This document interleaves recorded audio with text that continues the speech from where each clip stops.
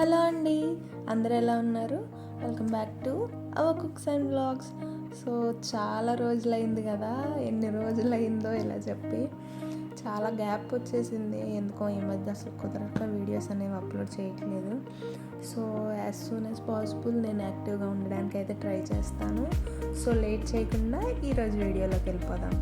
So ఈరోజు recipe ఏంటంటే ఇంట్లోనే ఈజీగా ఎగ్ ఫ్రైడ్ రైస్ ఎలా చేయాలో నేను చూపించేస్తాను, చూసేసేయండి. సో దానికి కావాల్సినవి అయితే నేను ఇక్కడ ఒక 4 చిల్లీస్ కట్ చేసి పెట్టుకున్నాను అండ్ 1 క్యాప్సికమ్, 1 క్యారెట్, కొద్దిగా కరివేపాకు అండ్ కొద్దిగా కొత్తిమీర, ఒక 2 పెద్ద ఆనియన్స్.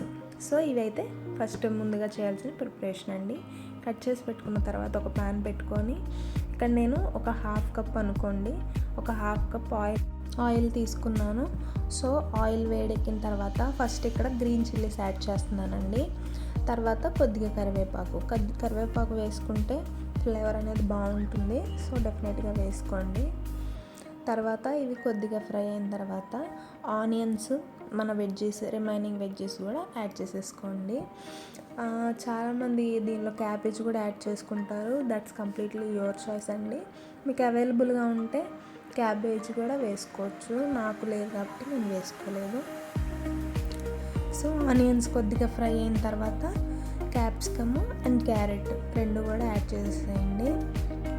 ఇలా ఓ 2 to 3 మినిట్స్ మగ్గించుకోండి. ఆయిల్ అనేది వన్స్ బయటకు రావడం స్టార్ట్ అయిన తర్వాత టేస్ట్కి సరిపడినంత సాల్ట్ ఇక్కడ యాడ్ చేస్తున్నాను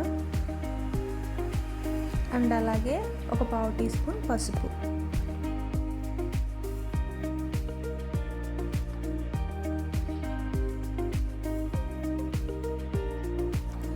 ఇది ఇలా ఫ్రై అవుతుండగా మనం ఇప్పుడు అల్లం వెల్లుల్లి పేస్ట్ యాడ్ చేసుకోవాలండి. దానికి నేను కొద్దిగా మధ్యలో అలాగా సైడ్కి తోసి ఆయిల్ అనేది ఫ్రై చేస్తున్నాను. ఇలా వేయడం వల్ల ఆయిల్ అనేది త్వరగా ఫ్రై అయ్యి పచ్చివాసన అనేది కంప్లీట్గా పోతుంది. లేదంటే మనం వెజిటేబుల్స్లో కలిసిపోయి కొంచెం ఎక్కువసేపు టైం పడుతుంది అనమాట. సో ఇదొక టిప్. సో అల్లం వెల్లుల్లి పేస్ట్ అయితే బాగా ఫ్రై అయిపోయింది. సేమ్ అదే ప్రాసెస్లో నేను ఇక్కడ ఎగ్స్ యాడ్ చేస్తున్నాను. మనం ఎట్లా తీసుకొని వేసుకోవడం వల్ల ఎగ్స్ కూడా త్వరగా ఫ్రై అవుతాయి. నేను తీసుకున్న రైస్ క్వాంటిటీకి నేను ఇక్కడ 4 ఎగ్స్ యాడ్ చేస్తున్నానండి. మీరు ఎంత రైస్ తీసుకుంటే దాన్ని బట్టి ఎగ్స్ ఎక్కువైనా పర్వాలేదు, తక్కువ కాకుండా ఉంటే బాగుంటుంది.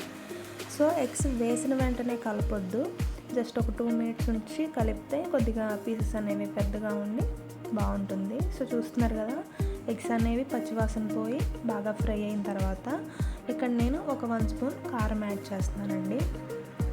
మనం కారం అనేది డిపెండ్స్ అనమాట, ఎందుకంటే చిల్లీస్ కూడా యాడ్ చేస్తున్నాం కాబట్టి చిల్లీస్ ఎక్కువ వేస్తే కారం తగ్గించుకోవాలి.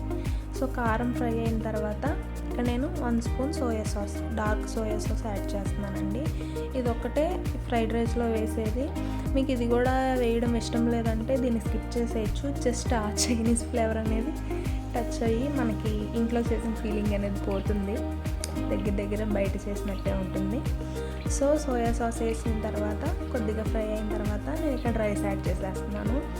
ముందుగా రైస్నే మనం విడివిడిగా చేసుకొని పెట్టుకోవాలండి. అది వండిన రైస్ అయినా సరే, మనం మిగిలిపోయిన రైస్తో చేసినా సరే అలాగా కొద్దిగా పొడిగా పెట్టుకుంటే ఈజీగా కలుస్తుంది.